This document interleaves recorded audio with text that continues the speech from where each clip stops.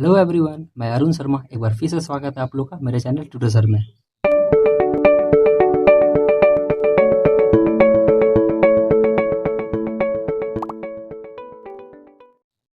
Friends, हमारा आज का टॉपिक है थ्री फेज अल्टरनेटर।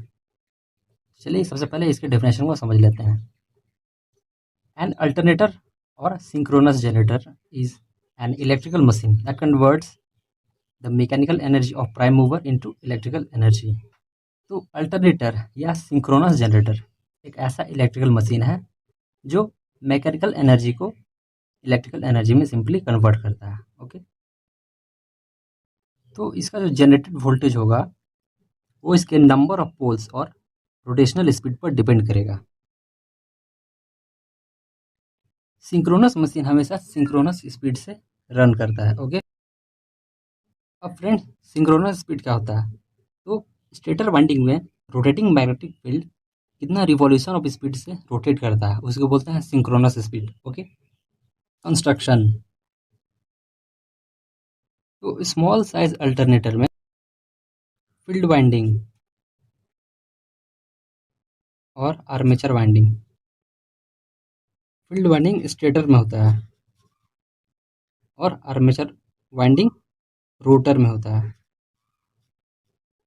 ओके, और लार्ज साइज अल्टरनेटर में फील्ड वाइंडिंग रोटर में होता है और आर्मेचर वाइंडिंग स्टेटर में होता है। ठीक है, तो अल्टरनेटर में मेनली टू पार्ट्स होता है। ओके, पहला होता है रोटर और दूसरा होता है स्टेटर। ओके, यहाँ फिगर में देख सकते हैं ये स्टेटर है और ये रोटर है। तो स्टेटर को हम लोग समझ लेते हैं।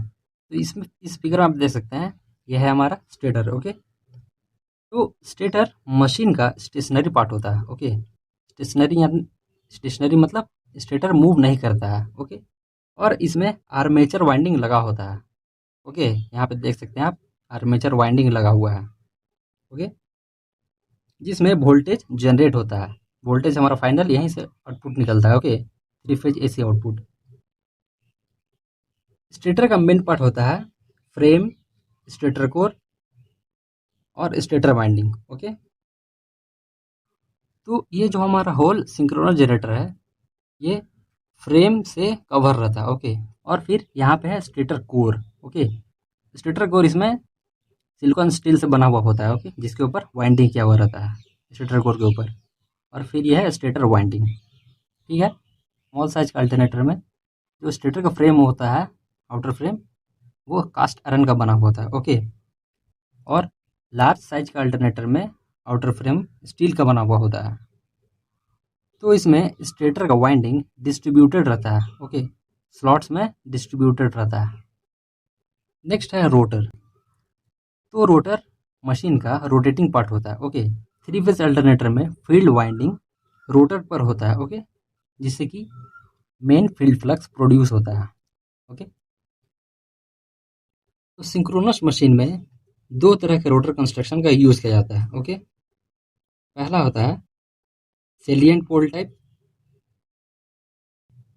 इसको हम लोग प्रोजेक्टिंग टाइप भी कहते हैं। ओके, और दूसरा होता है सिलेंड्रिकल टाइप। फ्रेंड्स, अगर आप मेरे चैनल पर नए हो तो प्लीज़ लाइक शेयर सब्सक्राइब करके मुझे मोटिवेट करें, जिसके कारण मैं आगे इस तरह के रिलेटेड वीडियो बनाता रहूँ। तो पहला है सेलिएंट पोल। ओके, तो सेलिएंट पोल रोटर का जो पोल होता है वो सरफेस के बाहर की ओर प्रोजेक्टेड होता है। ओके, यानी कि बाहर की तरफ निकला हुआ होता है। ओके, सेलिएंट पोल रोटर में नॉर्मली 4 या 4 से ज़्यादा पोल यूज़ किया जाता है। ओके, अदर रोटर की तरह लैमिनेटेड स्टील से बना होता है। ओके, इसमें जितने भी पोल्स होते हैं उसके चारों तरफ कंसंट्रेटेड वाइंडिंग रहता है। ओके, और इसमें जो एयर गैप होता है, ओके, वो नॉन यूनिफॉर्म होता है, यानी कि एक समान नहीं होता है चारों तरफ। ठीक है फ्रेंड्स, ये सब जो है इसके फीचर्स हैं। इसमें जो वाइंडिंग होते हैं वो सीरीज में कनेक्ट होते हैं। ओके, जिसके कारण नॉर्थ साउथ का जो पोलैरिटी है वो बना रहता है। ओके, और जो वाइंडिंग होता है उसका दोनों टर्मिनल डीसी सप्लाई से कनेक्ट रहता है। ओके, थ्रू ब्रशेज और slip ring in field flux generate करने के लिए। सैलिएंट पोल में नंबर ऑफ पोल्स बहुत ज़्यादा होता है। ओके, और यह लो स्पीड ऑपरेशन के लिए यूज़ किया जाता है। सैलिएंट पोल रोटर का यूज़ वाटर टर्बाइन में किया जाता है, जिसे हाइड्रो अल्टरनेटर कहा जाता है। तो इस चीज़ को आप याद रख सकते हैं। ओके, इसके फिगर में हम देखें तो इसके जो पोल फेस हैं, ओके, इसमें डैम्पर बार्स लगे होते हैं। तो ये जो डैम्पर बार हैं वो लोड के दौरान जो ऑसिलेशन प्रोड्यूस होता है उसको रिड्यूस कर देता है। दूसरा है सिलेंड्रिकल रोटर। तो यह नॉन सैलिएंट टाइप का रोटर होता है। ओके, जिसका कंस्ट्रक्शन सिलेंडर के जैसा होता है। यह सॉलिड स्टील का बना होता है। ओके, जिसमें फील्ड वाइंडिंग के लिए स्लॉट्स बने होते हैं। ओके, यहाँ पे देख सकते हैं फिगर में आप, ये स्लॉट्स हैं। ओके, जिसमें फील्ड वाइंडिंग किया हुआ रहता है। तो जैसा कि हमने सैलिएंट पोल में देखा था, ओके, उसमें पोल्स बने हुए होते थे। ओके, मगर इसमें कोई भी पोल्स बने हुए नहीं होते हैं, यानी कि इसमें कोई भी फिजिकल पोल नहीं होता है। इसमें पोल्स क्रिएट होते हैं। इसमें जो एयर का गैप होता है वो यूनिफॉर्म होता है, यानी कि सब जगह एयर का गैप जो है वो बराबर रहता है। सिलेंड्रिकल रोटर में जो वाइंडिंग होता है वो डिस्ट्रीब्यूटेड रहता है। ओके, यहाँ पे देख सकते हैं आप, हर एक स्लॉट में डिस्ट्रीब्यूट किया हुआ है वाइंडिंग। और जो हमारा सैलिएंट पोल था उसमें वाइंडिंग कंसंट्रेटेड होता था। ओके, एक ही जगह होता था। इसमें जो नंबर ऑफ पोल्स क्रिएट होते हैं वो दो से ज़्यादा होते हैं। सिलेंड्रिकल रोटर का use very high speed operation जैसे कि स्टीम टरबाइन में यूज़ किया जाता है, जिसे टर्बो अल्टरनेटर कहा जाता है।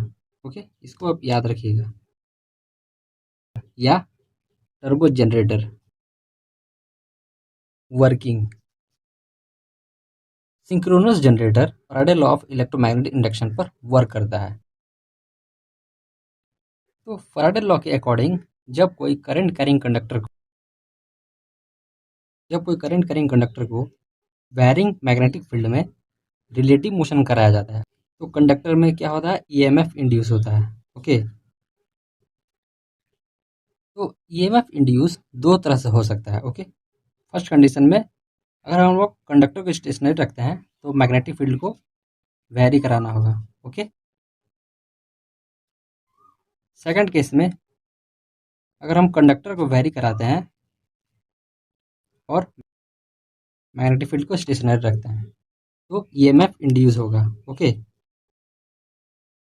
तो यहाँ पे आप देख सकते हैं इस फिगर में कि हमारा जो कंडक्टर है वो स्टेशनरी है। ओके, और जो मैग्नेटिक फील्ड है वो वेरी कर रहा है, क्योंकि ये मूव कर रहा है। ओके, रोटेट कर रहा है।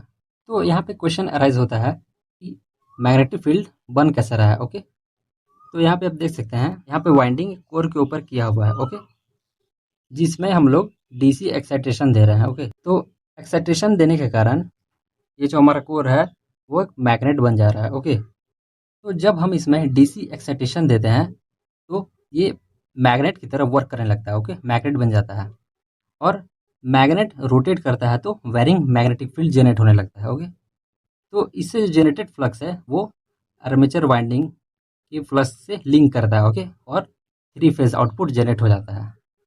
तो यहाँ पे जो हमारा एक्साइटेशन है वो दो तरह से दे सकते हैं हम लोग। ओके, डीसी एक्साइटेशन और एसी एक्साइटेशन भी दे सकते हैं। ओके, तो जो थर्मल पावर प्लांट में जो जनरेटर यूज़ होता है वो इसी प्रिंसिपल पे वर्क करता है। ओके, तो आई होप आपको थ्री फेज अल्टरनेटर का कंस्ट्रक्शन वर्किंग प्रिंसिपल अच्छे से समझ में आ गया होगा। फ्रेंड्स, अगर वीडियो आपको हेल्पफुल लगता है तो प्लीज़ चैनल को लाइक, सब्सक्राइब एंड शेयर जरूर कर देना। ओके, तो मिलते हैं नेक्स्ट वीडियो में। धन्यवाद।